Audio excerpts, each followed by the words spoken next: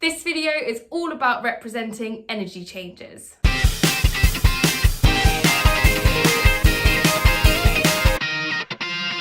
So we know from our previous video that energy can never be created or destroyed.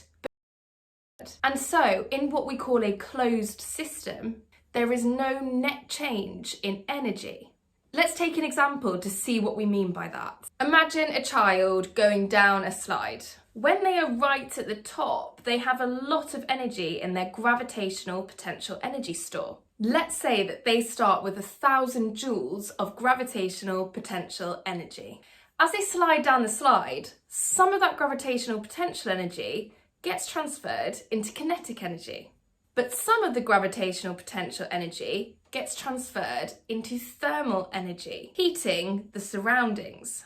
If at the bottom of the slide the child has 800 joules of kinetic energy, then the amount of energy that is transferred to thermal energy must be 200 joules.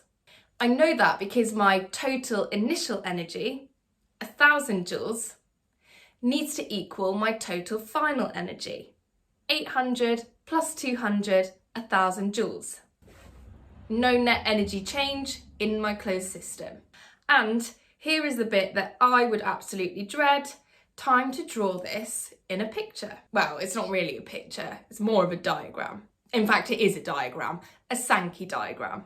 Luckily for me, I don't need too much artistic flair. I'm just drawing some arrows. And the important thing about these diagrams is the width of your arrow is representative of the amount of energy. They look a little something like this.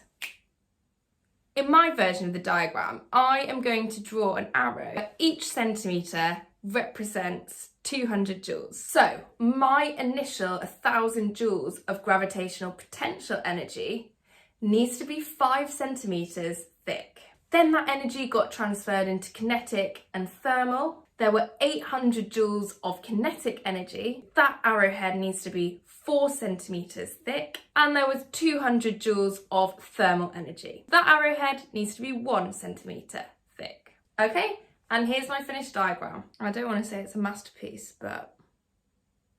Okay, thank you for watching. If you found that helpful, please do like and subscribe. Make sure you check out the notes to see further examples of using Sankey diagrams.